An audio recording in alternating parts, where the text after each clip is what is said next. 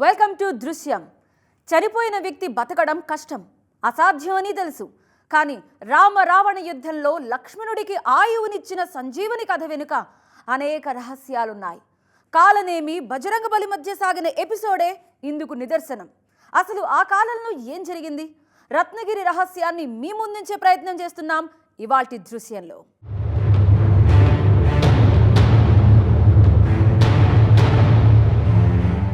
హనుమంతుడు సామాన్యుడు కాదు, కనుకనే అతడికి అతి దుర్లభమైన రహస్య ఔషధాల్ని తీసుకురమ్మని పంపుతాడు రాముడు. అదే సమయంలో ఆంజనేయుణ్ణి నిలువరించేందుకు కాలనేమి అనే రాక్షసుణ్ణి ప్రయోగిస్తాడు రావణుడు. ఆ క్రమంలో రత్నగిరి కేంద్రంగా సృష్టించిన మాయాలోకంలో పెద్ద కథే సాగింది. నేటికి అక్కడ ఆనాటి సాక్ష్యాలు, సంజీవని పర్వతాల తాలూకు మూలికలున్నాయన్న ప్రచారం ఉంది. సముద్రాన్ని దాటుతూ, పర్వతాలను దాటుకుంటూ, బురదమయమైన చిత్తడి నేలపై నడుస్తూ మేము వెళుతున్నాం దేశంలోని ఓ మారు మూలకు. అక్కడ రామాయణం కాలం నాటి మాయా ప్రపంచం ఉనికి నేటికి సాక్ష్యంగా ఉంది. రామచరిత మానస యుద్ధకాండలో వ్రాయబడింది. మహాబలి హనుమంతుడు సంజీవిని పర్వతాన్ని తీసుకుని లంకకు వెళుతున్నప్పుడు రావణుడు అతన్ని ఆపడానికి కాలనేమి అనే రాక్షసుణ్ణి పంపుతాడు. కాలనేమి సాధు రూపంలో ఒక మాయా ప్రపంచాన్ని సృష్టిస్తాడు. ఇందులో ద్వీపాలు, అడవులు, పర్వతాలు, మొసళ్లతో నిండిన చెరువుంది. సంజీవిని పర్వతాన్ని తీసుకెళ్తున్న హనుమంతుడు దీన్ని చూసి కిందకు దిగుతాడు. అప్పుడు కాలనేమి మహాబలిని చెరువులో స్నానం చేసి రమ్మని పంపుతాడు. హనుమంతుడి కాలును మొసలి పట్టుకుంటుంది. ఆ సమయంలో బజరంగ బలికి నిజం తెలిసిపోతుంది. దాంతో కాలనేమితో పాటు మొసల్ని కూడా చంపేస్తాడు.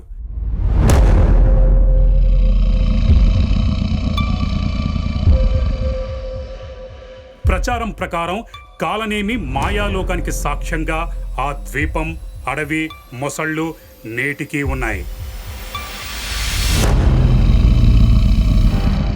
मगरमच्छ ने उसको हनुमान जी के ऊपर वार किया था, यही जगह है.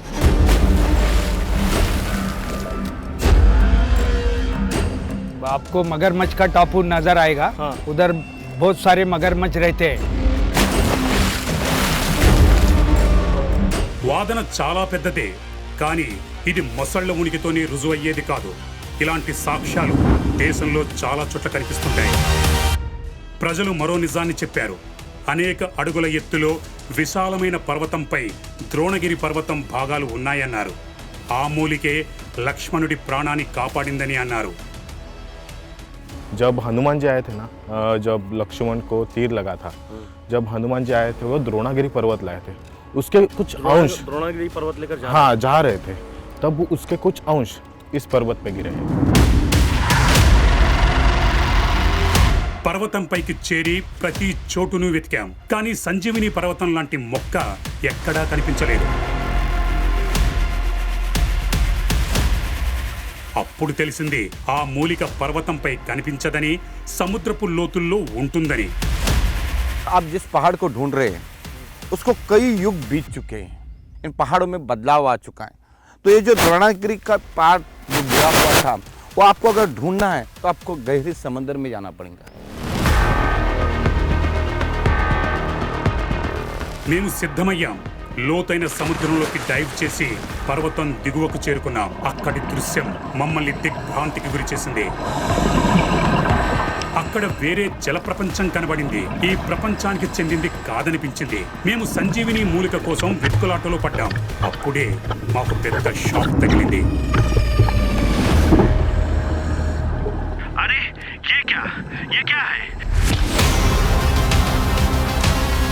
ఇవాళ మనం దేశంలోని మారుమూల ప్రాంతానికి వెళుతున్నాం. అతి పెద్ద పరిశోధన చేద్దాం, వెలుగులోకి తీసుకొద్దాం అత్యంత అద్భుతమైన త్రేతాయుగం నాటి మాయా ప్రపంచపు దృశ్యాన్ని. ఇందుకోసం మేము మహారాష్ట్ర రత్నగిరిలోని ఓ చిన్న గ్రామానికి చేరుకున్నాం. ఇక్కడ ఉన్న ప్రజలు రామాయణానికి సంబంధించిన అతిపెద్ద సాక్ష్యాన్ని చూసినట్టుగా చెప్తున్నారు. ఈ గ్రామం వశిష్ఠ నది తీరంలో ఉంది. అవును, అదే మహర్షి వశిష్ఠ అయోధ్యకు రాజుగా ఉండడమే కాకుండా శ్రీరాముడికి గురువు కూడా. వాద త్రేతాయుగానికి సంబంధించింది. రామాయణానికి చెందిన కథ, ఇక్కడి మహర్షి వశిష్ఠ పేరుతో ఉన్న నది. ఈ 3 విషయాలు మమ్మల్ని ఆశ్చర్యంలో పడేశాయి. అప్పుడు గ్రామస్తులు చెప్పారు, రామభక్తి అనేది ఈ ప్రాంతంలో అనాదిగా వస్తున్న సాంప్రదాయమని. कोकण में वाशिष्ठ नदी के आसपास बहुत से मंदिर है। वहाँ श्री राम जी का भी है और सब श्री राम जी के पुजारी है। हनुमान जी का मंदिर है, हनुमान जी के भी पुजारी है। यहाँ चिपळूण में ही 4-5 हनुमान जी के मंदिर है। మేము సమాచారాన్ని సేకరించడం మొదలుపెట్టాం. ప్రచారం పెద్దదే కాబట్టి మేము ప్రతి అడుగు జాగ్రత్తగా వేస్తూ పోయాం. కాసేపటికి కథ మొత్తం అర్థమైంది. ఈ వశిష్ఠ నది పయనిస్తూ అరేబియా సముద్రంలో కలుస్తుంది. నది సముద్రం మధ్య 108 ద్వీపాలున్నాయి. అందులో పౌరాణిక ద్వీపం కూడా ఉంది. కాలనేమి రాక్షసుడు దీన్ని సృష్టించాడు. మహాబలి హనుమంతుడి కాలును మొసలి పట్టుకున్న చోటు ఇదే. ఆ ద్వీపంలో ఇప్పటికీ వందల సంఖ్యలో మొసళ్ళు ఉన్నాయంటారు. అవి యుగ యుగాల నాటి మాయాలోకానికి నిదర్శనమని చెబుతుంటారు.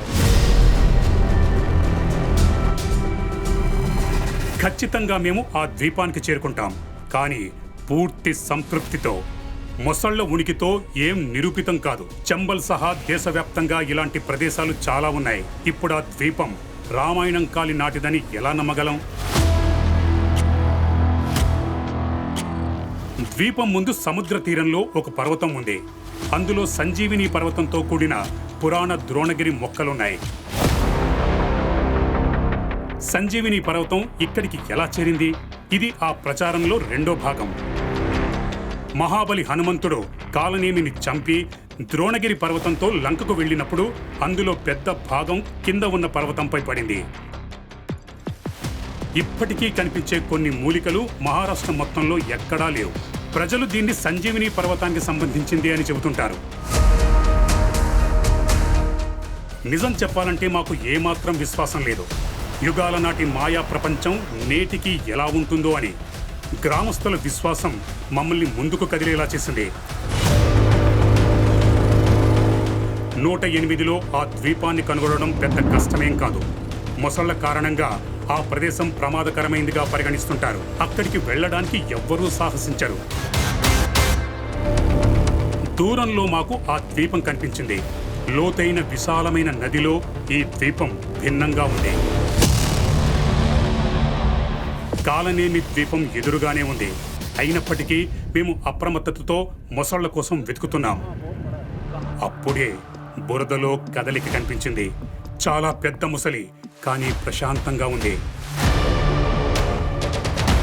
ఎటువైపు చూసినా ద్వీపంలో మొసళ్ల కదలికలే కనిపించాయి. వాటిని చూస్తే ఒళ్ళు జలధరించింది. అవి గుర్రుగా చూస్తున్నాయి. తర్వాత నీటిలోకి వెళ్ళిపోయాయి. మాకు ముచ్చెమటలు పట్టాయి. నలువైపులా చూశాం. ఒకవైపు మొసళ్ళు చుట్టుముట్టాయి. ఇది అదే ప్రాంతం. ప్రచారం ప్రకారం దీన్నే రామాయణం కాలం నాటి మాయా ప్రపంచమని పిలుస్తున్నారు. మిగతా ద్వీపాల్లో లేనిది ఇక్కడ ఏముంది? ఈ ద్వీపం దగ్గరే మొసళ్ళు ఉండటానికి కారణాలేంటి? మిగతా ద్వీపాల్లో మొసళ్ళు ఎందుకు కనిపించవు? వాటిని అర్థం చేసుకునేందుకు మేము మరింత దగ్గరగా ద్వీపం దగ్గరకు చేరుకున్నాం. उस टापू के बिल्कुल करीब पहुंच गए हैं हम। ये उसका एक किनारा है और किनारे पर पहुंचते ही हमें सबसे पहले वो एक बहुत छोटा मगरमच्छ है, लेकिन वो दिखना शुरू हो गया है। और ऐसे यहाँ न जाने कितने मगरमच्छ हैं जिनका कब्जा है इस टापू पर। इसीलिए यहाँ कभी इंसानी कदम नहीं पड़ते, कोई इसके करीब नहीं जाता है। మాకు మాత్రం ఒకటి అర్థమైంది. ఉత్సాహంతో ద్వీపం దగ్గరకు వెళ్ళాం. మొసళ్ళు మా వైపు రావడం మొదలైంది. మేము మళ్ళీ ద్వీపం నుంచి దూరంగా వెళ్ళాం. ఒక దగ్గర మొసళ్ల నివాస సముదాయం కనిపించింది. ఈ ద్వీపం వీటి ఆవాసమని రుజువైంది. రామ రావణ యుద్ధంలో విపరీతంగా గూఢచర్యలు జరిగాయి. అందులో ఒకటి ఈ ఎపిసోడ్. రామాయణంలో హనుమంతుని పాత్ర సంజీవని వంటిదే. కాలనేమి ఎన్ని అడ్డంకులు సృష్టించినా రామనామ స్మరణతో అన్ని అధిగమిస్తాడు. రత్నగిరి తీరంలో ఉన్న సముద్రపు అడుగు భాగంలో నేటికి ఆ సంజీవని పర్వతం తాలూకు భాగాలున్నాయంటారు. అందులో వాస్తవం ఎంత అని తెలుసుకునే దిశగా మా ప్రయాణం సాగింది. ఈ ప్రదేశంలో మొత్తం 108 ద్వీపాలున్నాయి. కానీ ప్రమాదకరమైన మొసళ్ళు ఈ ద్వీపంలోనే ఉన్నాయి. ఇప్పుడు దీన్ని పరిశీలించే సమయం వచ్చింది. ఇందుకోసం మేము కాలనేమి ద్వీపం కాకుండా మిగిలిన 107 ద్వీపాల్లో ఏదో ఒక దానిపై దిగాల్సి ఉంటుంది. పరిస్థితులు అందుకు అనుకూలించడం లేదు. తెలుసుకోకుండా ఓ నిర్ణయానికి రాలేం. ఎదురుగా ఓ నిర్జీవ ద్వీపాన్ని చూసాం. ఇక్కడ దిగాలని అనుకున్నాం. ఈ ద్వీపం మొసళ్ల ద్వీపానికి పక్కనే ఉంది. అవి ఈదుకుంటూ వచ్చేందుకు ఎంతోసేపు పట్టదు. కానీ మొసళ్ళు ఆ ద్వీపంపైనే ఉంటాయని చెబుతారు. ఎక్కడికి వెళ్ళమంటారు. అందులో ఎంత వాస్తవం ఉందో ఇప్పుడే తెలిసిపోతుంది. చాలా వెతికాం. బురదలో మొసళ్ల జాడల కోసం వెతికాం. ఎక్కడా అలాంటి ఛాయలు కనిపించలేదు.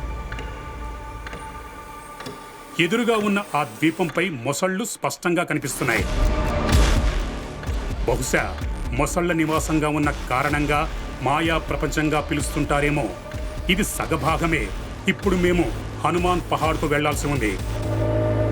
तो अब हमारा सफ़र अरब सागर के लिए शुरू होता है और वशिष्ठ नदी के सहारे ही हम अरब सागर तक पहुंचेंगे और वहां हमें वो निशानी दिखने वाली है जिसे देखने के बाद इस बात पर यकीन हो जाएगा कि लोग इस पूरी कहानी को रामायण से जोड़कर क्यों देखते हैं, क्यों कहते हैं कि जिस टापू के ऊपर मगरमच्छों का कब्जा है वो रामायण काल से उसकी कहानी जोड़ती है, क्यों लोग कहते हैं कि यहीं आसपास में कहीं भगवान हनुमान के हाथ से द्रोणागिरी पर्वत का कुछ हिस्सा गिर गया था। तो अब हम अरब सागर की तरफ चलते हैं। వశిష్ఠ నది 45 కిలోమీటర్లు ప్రయాణించాక అరేబియా సముద్రంలో కలుస్తుంది. హనుమంతుడు వెళ్లిన సమయంలో పడిపోయిన ఆ పౌరాణిక ద్రోణగిరి పర్వత భాగం హనుమాన్ పహాడ్ పైనే ఉంది. కానీ ఈ కథ రామాయణం తాలూకు సాక్ష్యాలతో ఏమాత్రం సరిపోవడం లేదు. ఎందుకంటే మహాబలి హనుమంతుడు ఉత్తరాఖండ్ నుంచి ద్రోణగిరి పర్వతాన్ని ఎత్తాడు. తర్వాత ఉత్తరప్రదేశ్, మధ్యప్రదేశ్, మహారాష్ట్ర, తెలంగాణ, ఆంధ్రప్రదేశ్, తమిళనాడులోని రామేశ్వరం మీదుగా శ్రీలంకకు చేరాడు. మహారాష్ట్రలోని రత్నగిరి ప్రదేశం ఈ మార్గానికి దూరంలో ఉంది. అలాంటప్పుడు ద్రోణగిరి పర్వతంలోని భాగం ఇక్కడ ఎలా పడుతుంది? కాలనేమిని చంపాక ద్రోణగిరి పర్వతాన్ని మళ్లీ తీసుకెళ్లేటప్పుడు అందులోని భాగం ఇక్కడ పడిపోయిందన్న ప్రచారం ఉంది. నేడు దాన్ని హనుమాన్ పర్వతంగా పిలుస్తున్నారు. ये हनुमान जी जब द्रोणागिरी लेके गए थे वहाँ पे उनके द्रोणागिरी के कोई सारे अंश गिरे थे, तो वहाँ पे उसी जगह पे पेड़ वगैरह बाकी का सब कुछ आया था, तो इसलिए यहाँ पे पूछते हैं लोग. అప్పుడు ఆలోచన మెదిలింది. సంజీవిని పర్వతం తీసుకుని లంకకు తిరిగొచ్చే మార్గంలో అయోధ్య కూడా రాదు. కానీ రామాయణంలో పవనపుత్రుడు అయోధ్య మీదుగా వెళ్లాడన్న ప్రస్తావన ఉంది. మహాబలి భరతుడి చేతిలో గాయపడ్డాడు. ఇవాళ ఆ రాముని కథ గురించి వినని కథ ఏదైనా తెలిసే అవకాశం ఉంది. ఆ పర్వతంపై కొన్ని మూలికలు కనిపిస్తాయంటారు. రత్నగిరి మినహా మహారాష్ట్రలో ఎక్కడా అలాంటి సంజీవిని మూలికలు ఉన్నట్టు కనిపించవు. కొందరు ఆ మూలికలు మెరిసినట్టుగా చూశామని చెబుతున్న వారు ఉన్నారు. అరేబియా సముద్రంలో వశిష్ఠ నది కలిసే ప్రదేశం అద్భుతంగా ఉంది. దాన్ని దాటగానే మా గమ్యం ఎదురుగా కనిపించింది. అదే హనుమాన్ పర్వతం. అక్కడే అద్భుతమైన మూలికలను కనుగొనాల్సి ఉంటుంది. ఇప్పుడు ఇక్కడి నుంచి దృశ్యం అన్వేషణ 2వ అధ్యాయం మొదలవుతుంది.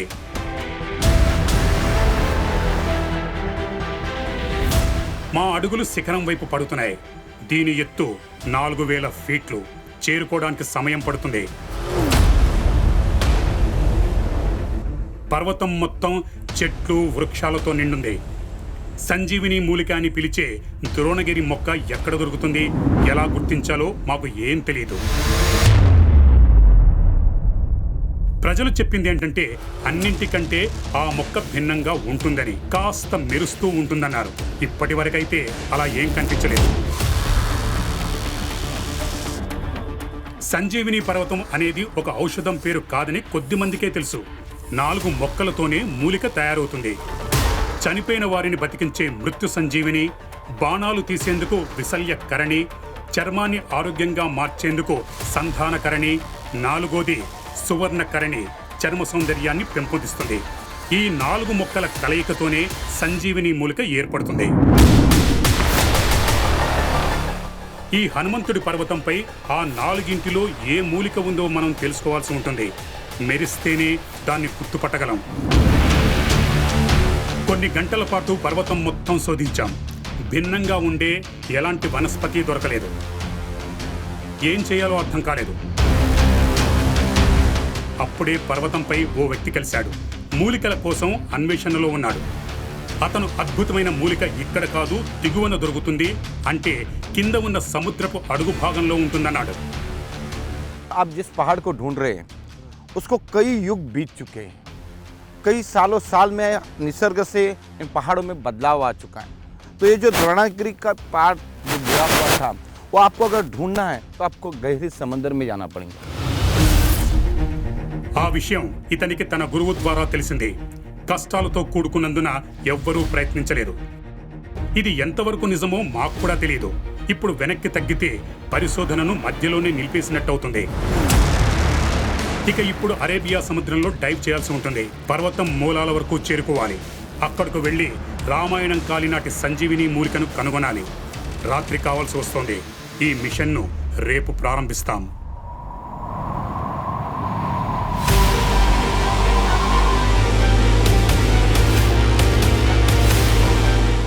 తెల్లవారుతుండగానే మా బోటు పర్వతం వైపు సాగింది. విశాలమైన పర్వతానికి అవతల వైపున్న సముద్రం దగ్గరకు చేరుకోవాలి. అక్కడికి చేరుకుని డైవ్ చేయాల్సి ఉంటుంది. ఎలాంటి ఫలితం ఉంటుందో అని పట్టించుకోకుండా ముందుకు సాగుతున్నాం. వెళ్ళాక ఏం చెయ్యాలో మాత్రం తెలుసు. కాసేపటికి మేము ఆ పర్వతం దగ్గరకు చేరుకున్నాం.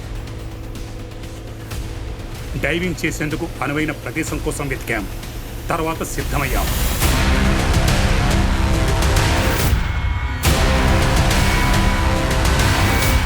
तो अब वक्त है नीचे चलने का और नीचे चलकर उस दृश्यम को दिखाने का जिसका इंतजार मुझे भी है और आप सबको भी होगा.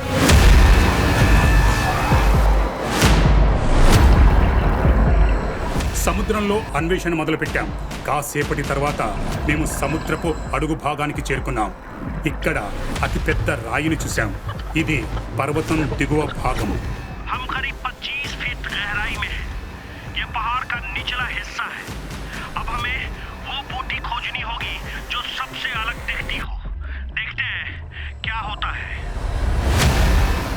ఇక్కడ అనేక రకాల సముద్రపు మొక్కలున్నాయి. చాలా సాధారణమైనవి. ఇంకొంచెం ముందుకెళ్ళాం. ఇరుకైన దారిని చూశాం. మేము లోపలికి వెళ్ళిపోయాం. లోపల వింతైన సముద్ర ప్రపంచం ఉంది. ये कौन सी जगह है? ऐसा तो हमने कभी नहीं देखा. ये पत्थर भी बड़े अजीब हैं. बहुत ही अद्भुत नजारा है यहाँ.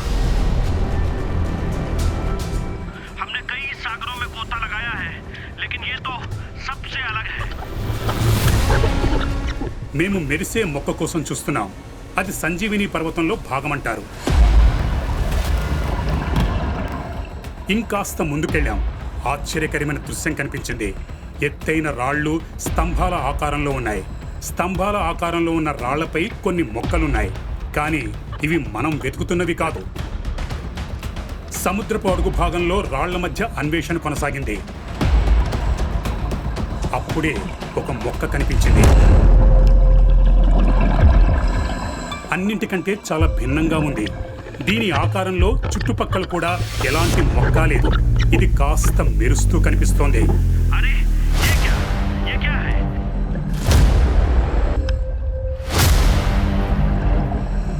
దాన్ని తీసుకుని మేము బయటకొచ్చాం. ये इतनी हरी है देखने में और बड़ा ही अजीब सा लग रहा है. ये बहुत सामान्य सा नहीं लग रहा.